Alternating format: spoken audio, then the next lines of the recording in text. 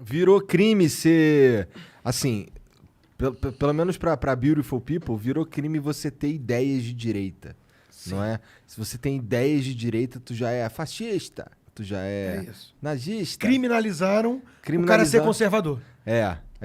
E pra mim o pior problema disso tudo é você acabar sendo colocado numa caixa que te impõe algumas ideias que você nem tem, só porque você...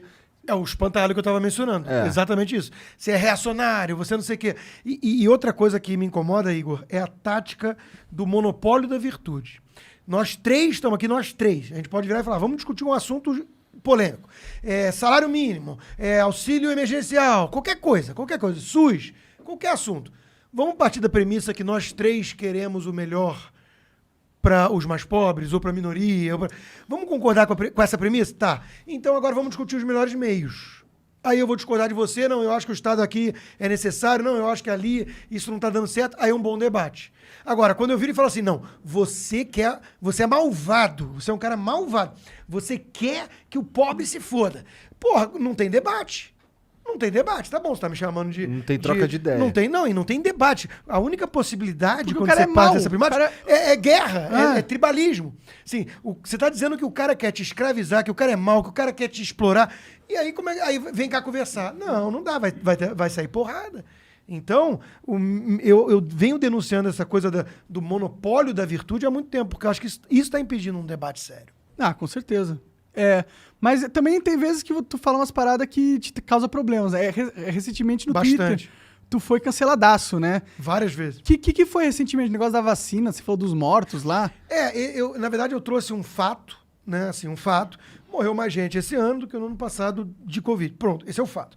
E aí eu quero perguntas, eu quero explicações. Eu não sou especialista. Aí tem uma coisa que ajustaram que é legítimo.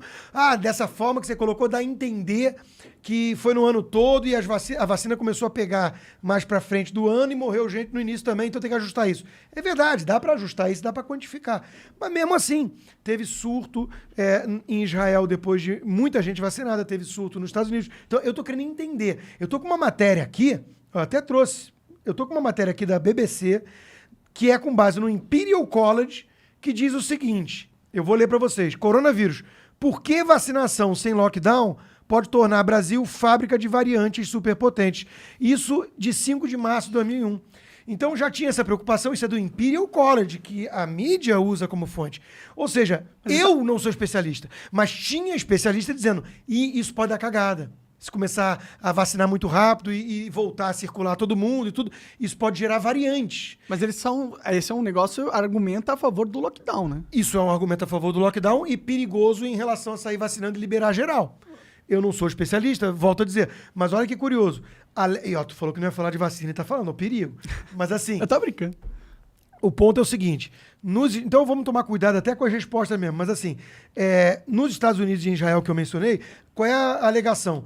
Porra, mas veio uma variante nova agressiva, a Delta. É verdade.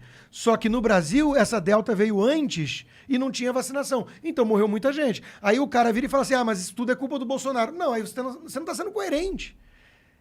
Os caras querem colocar 600 mil mortes na conta dele. Na conta dele. Então, assim, isso é sacanagem. E eu não tô nessa. Eu tô querendo entender. Porque, eu me vacinei. Porque eu não quero vacinar meu filho. Acho que na faixa etária abaixo de 18 anos, a estatística é muito tranquila.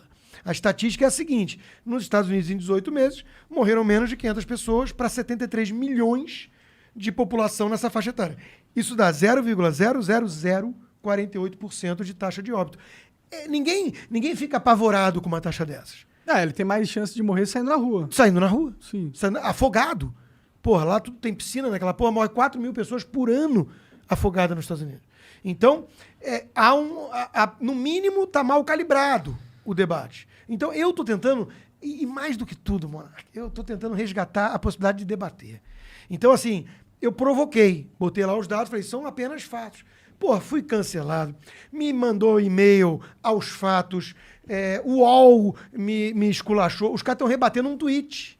O UOL me rebateu quando eu perguntei das máscaras, é que eu falei uma merda também, eu falei que Existem países menos vacinados que já liberaram as máscaras. As máscaras, na Europa, que existiu. E parece que a maioria dos países que liberaram as máscaras. já estavam mais vacinados que o Brasil, Entendi. entendeu? Então eu falei uma merda nesse sentido. Mas e aí o UOL refutou, certo? Porque eu tava errado nos fatos do ali. jogo, né? É do Sim, jogo. é. Eu recebi uma mensagem agora, isso foi engraçado também. Essa foi engraçada. Eu vou ler também pra vocês, porque não deixa de ser divertido. Uma pessoa do Poder 360 mandou a seguinte mensagem no meu WhatsApp. Rodrigo Constantino, tudo bem? Aqui é vamos falar o nome, a Gabriela Oliva, redatora do jornal digital Poder 360. Um tweet do seu perfil oficial no Twitter fez uma comparação entre o número de mortes em 2020 e 2021 para sugerir que as vacinas não tiveram efeito na redução das mortes. Para uma reportagem, gostaria de saber o que o senhor quis dizer com esse post. Aí eu respondi assim, você já disse o que acha que eu quis dizer, não? Ela na premissa dela, ela diz, você botou o tweet pra isso. O que você quis dizer com isso? Não, faz a pergunta direito. O que você quis dizer com isso? Em vez de afirmar que eu quis dizer que não é eficaz a vacina. Até porque meu ponto não é em relação ao indivíduo. Eu me vacinei. Minha dúvida é exatamente essa do Imperial College. Será que a vacinação em massa pode ter produzido as tais variantes? Eu não sei, eu não sou especialista. Mas você concorda que isso é um ponto, um argumento, não que é contra a vacina, entendeu? Mas que é a favor do lockdown. É a favor do lockdown um pouco. Mas é contra achar que mina um pouco da eficiência, da credibilidade da eficiência das vacinas. Mas cá entre nós, tá acontecendo. Olha só, outra interessante de hoje também. Essa é bem interessante, né? Porque tá aqui, ó, saiu no Globo. Aliás, Reino Unido teme que um novo pico de coronavírus grave como os anteriores venha, e Reino Unido está totalmente vacinado. Então continua a preocupação. Agora olha essa que interessante. As vacinas de segunda geração que já estão no forno, reportagem do Globo. E aí tem um trecho que diz, a especialista falando, sabíamos que essas primeiras vacinas não seriam necessariamente as melhores, nem as mais adequadas para as diferentes realidades de cada povo ou país. Bom, isso faz sentido, né? Claro que faz sentido. Da velocidade. Claro que faz sentido. E eu entrevistei alguns especialistas que disseram isso. A vacina primeiro não vai ser melhor. Mas a minha pergunta é outra. Isso combina com o tom de um Dória da vida? De um Butantan que falaram assim, vacina que acabou o risco, que venderam como uma panaceia, como uma cura. E isso me incomodava na época, que eu falava assim, isso é um pouco leviano, um pouco irresponsável.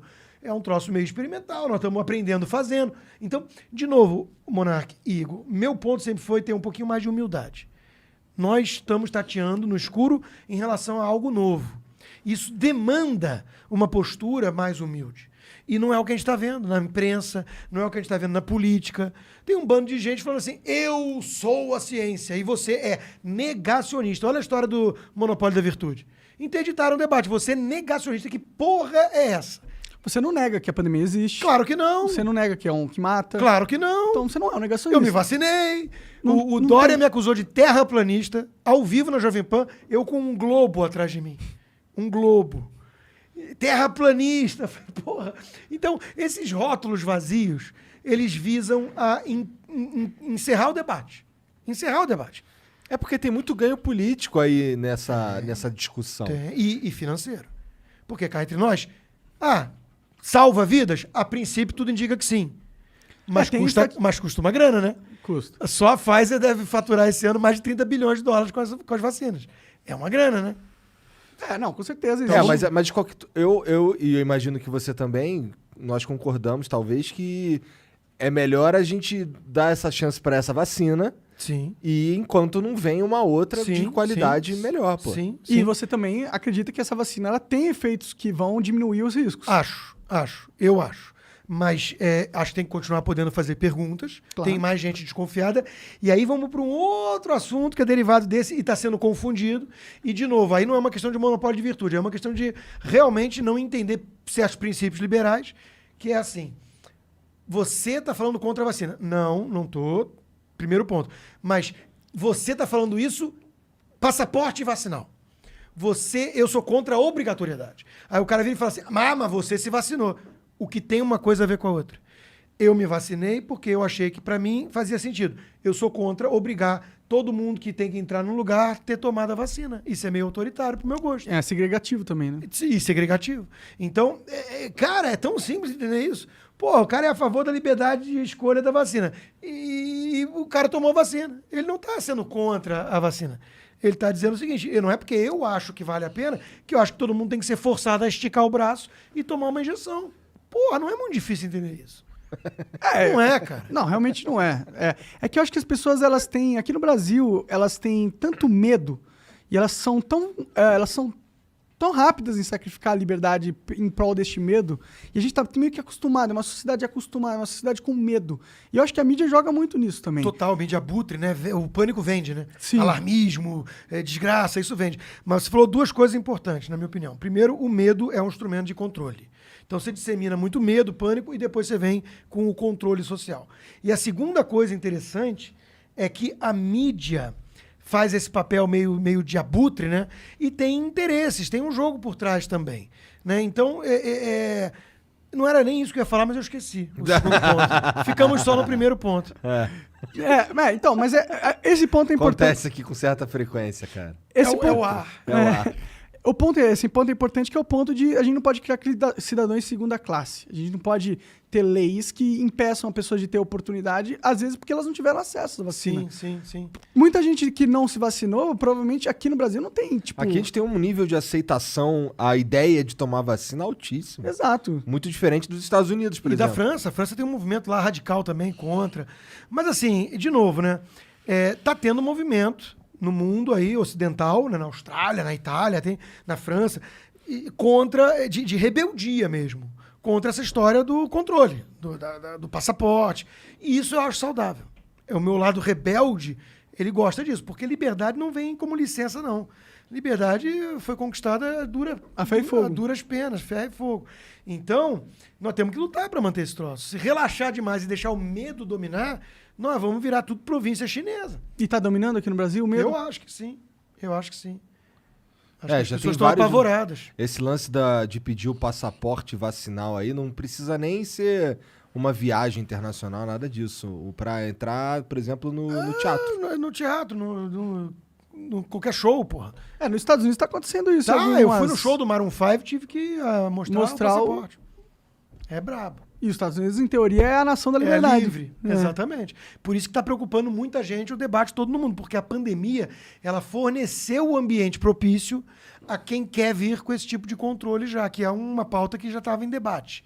Né? A história de globalismo, essas entidades supranacionais, a própria OMS, isso vai controlar de cima para baixo as nações, ignorando a democracia, a Constituição. É mais ou menos o que nós estamos vendo. A gente viu decisões do Supremo Tribunal Federal falando em ciência e OMS. Mas o que a OMS tem a ver com a nossa Constituição? Não pode decretar estado de sítio sem passar pelo presidente da República. Não pode. E teve governador como o governador Eduardo Leite no Sul, dizendo que a gôndola A pode abrir para vender certos produtos, mas a gôndola C tem que ficar fechada porque o produto não é essencial. Porra, isso é uma agressão às liberdades. Então, assim, eu tô preocupado, eu e muita gente, com o clima, com o ambiente das liberdades nesse novo mundo aí, né? Um mundo muito histérico, que soma a histeria disseminada pelas redes sociais com a mídia abutre, que sempre vendeu, porque, de novo, medo vende. Medo é notícia. Ninguém dá notícia assim, extra, plantão. Fulano pulou ali no rio para salvar o negócio. Não é. Agora, desgraça, acidente de carro. Aí pronto, para tudo. Trem colide. Subiu um avião na Malásia. Fudeu. Uma semana de Então, cobertura porque do avião que subiu. Prende a nossa atenção. Essa que é a verdade. Então...